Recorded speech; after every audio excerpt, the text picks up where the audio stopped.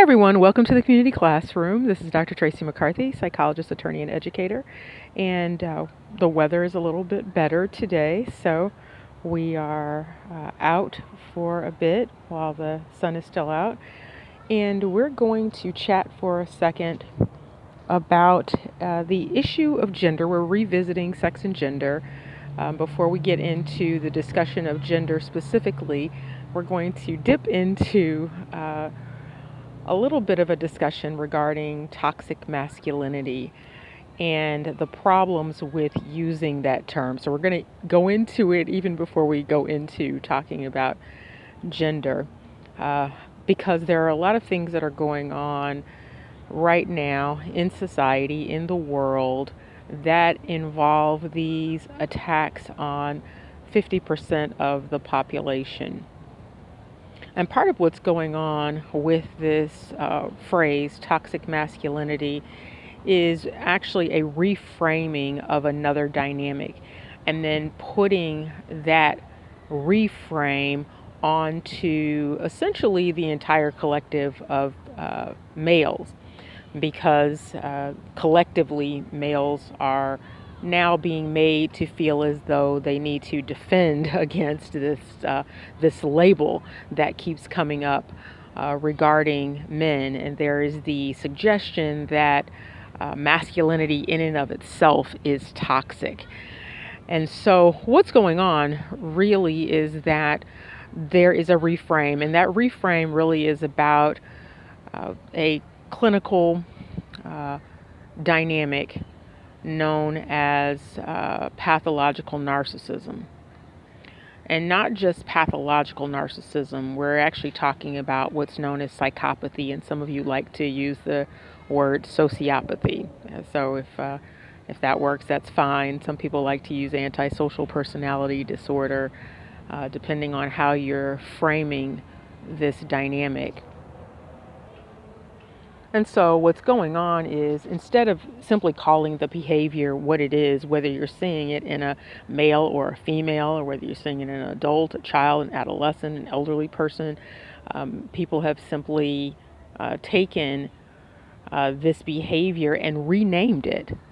And so therefore you don't pay attention to it as being sociopathic or psychopathic or pathologically narcissistic. What you do then is turn it around and see it as an issue of gender.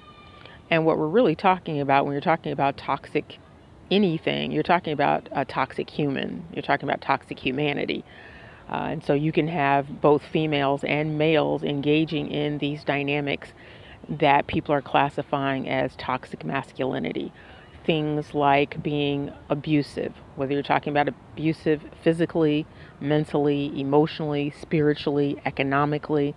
You're talking about people who have severe control issues.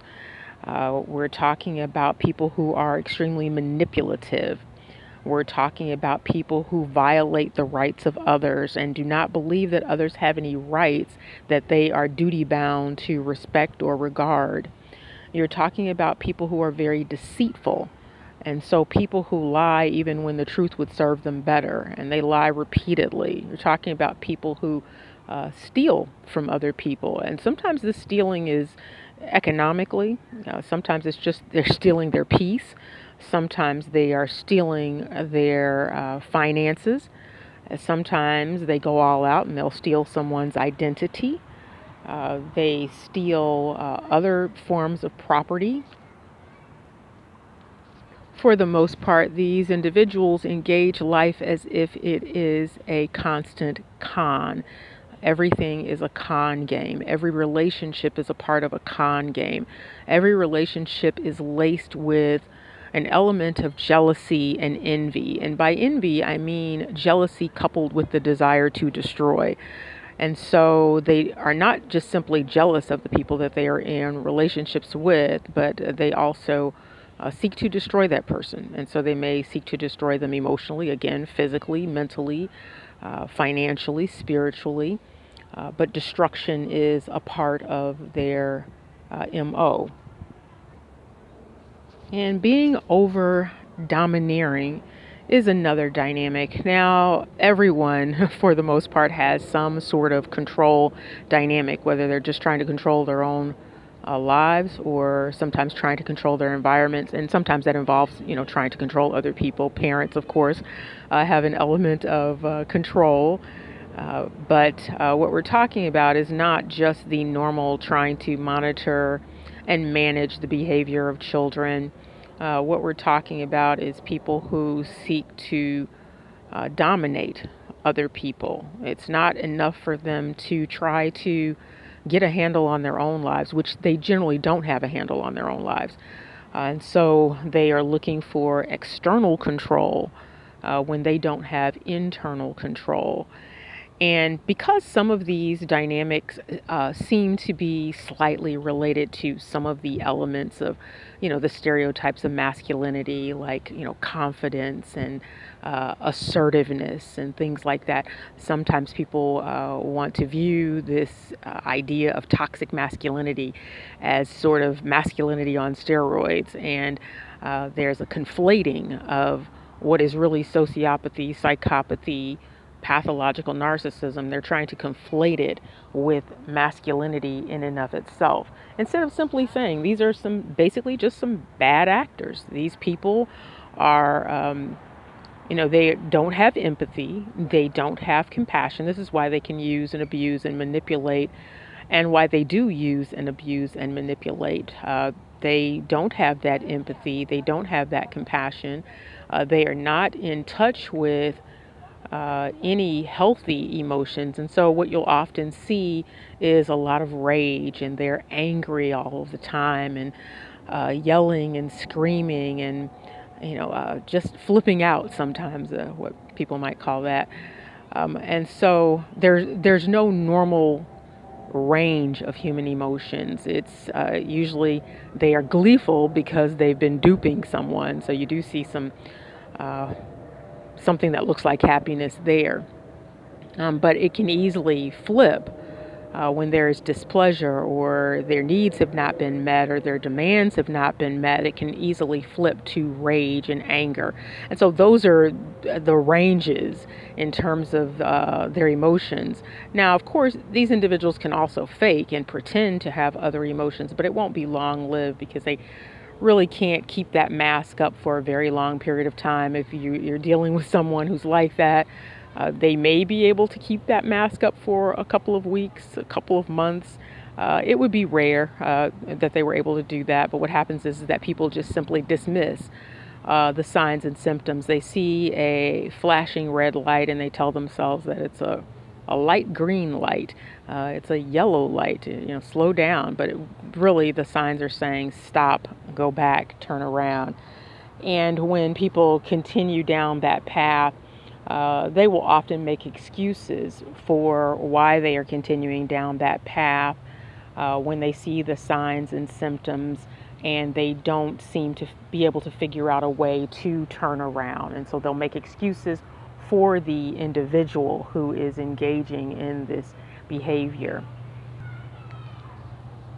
And so one of the reasons you want to be careful about using this term toxic masculinity is oftentimes people don't even know what toxic masculinity is. And that phrase actually started off years ago as hyper masculinity. And so it was, men or boys who were, super masculine. They didn't want to seem vulnerable or sensitive and things like that. Taking the gender role to the extreme, but hypermasculinity was not necessarily about psychopathy. And so people are using this word toxic. Again, it's an attack on men, and it's an attack on manhood. Because the dynamics that these people are talking about, these are dynamics that females also exhibit when they are narcissistic, when they're pathologically narcissistic. I'm not talking about the garden variety narcissistic personality disorder. I'm talking about something much more significant. If you look up psychopathy, you look up pathological narcissism, you'll understand what it is that I'm talking about. And sometimes parents will see some of these dynamics in young people. They may have a diagnosis known as conduct disorder. And sometimes in its very severe form, it will look like what someone might consider toxic masculinity, but what you're really looking at is sort of a baby version, a juvenile version of antisocial personality disorder. So violating the laws, disrespecting the rights of others, doing things sometimes to animals. There's a really good video. It's an old video. It's called The Smell of Burning Ants. And it's a really good video just to get you thinking about some of the dynamics that little boys struggle with as they are trying to understand their masculinity. Again, it's called The Smell of Burning Ants. And you might be able to see that on YouTube. I think that should be available. It's not that long, but it's definitely something to look at and, take in, check it out. But again, back to this conflation. So again, people need to be very, very careful about this conflation. People need to be very, very careful about colluding in this dynamic of seeing all things male as toxic. There needs to be a balance. We're going to talk about this when we talk about gender, but there needs to be a balance. And you can't have balance and you can't have a healthy society when you are demonizing one half of the population. And not only are you demonizing one half of the population, if you think about it this way, everyone gets demonized when you demonize males, or if you demonize females. Everyone gets demonized because every human being on the planet, as far as we know, is, sort of half and half. And so there are elements of the masculine and elements of the feminine in every single person, because everyone is comprised of, cells from the mother and cells from the father. And so you have to be very careful about that, because people on an unconscious level may not be understanding that when they are, sort of doing this wholesale demonizing of one sex, of one gender, and no, I'm not using those as the same words, and we'll look at that. But when you're doing that, or even when you're demonizing what you consider to be a race, oftentimes there's demonizing of the self. Most people are not in touch with or aware of the totality of their ancestry. And so because people are not completely aware, for the most part, of the totality of their ancestry, they can inadvertently start to say disparaging things about themselves when they call themselves disparaging another ethnic group, or what they might consider another racial group.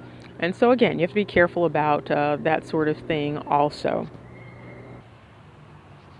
And this should not be misconstrued to be thought of as letting anyone off of the hook, male, female, or otherwise. But it's simply an admonition to be cautious about the way that we are framing the world and the way that we are operating in the world that we are co-framing. And so if you want to have peace and you want to have healthy adult relationships, you want to have healthy parent-child relationships, you want to have healthy marital relationships and coworker relationships, you might want to think twice about the words that you are using or that you are allowing to be used about you in the world, in society. So we have to be very careful about how we're labeling things, because people do tend to live up to labels. And so if people want to see more of what is actually known as psychopathy or pathological narcissism, if they continue to refer to all males as toxic, and all aspects of masculinity that are not bordering on femininity, if people are going to persist in referring to those things as toxic masculinity, there will not be healthy relationships.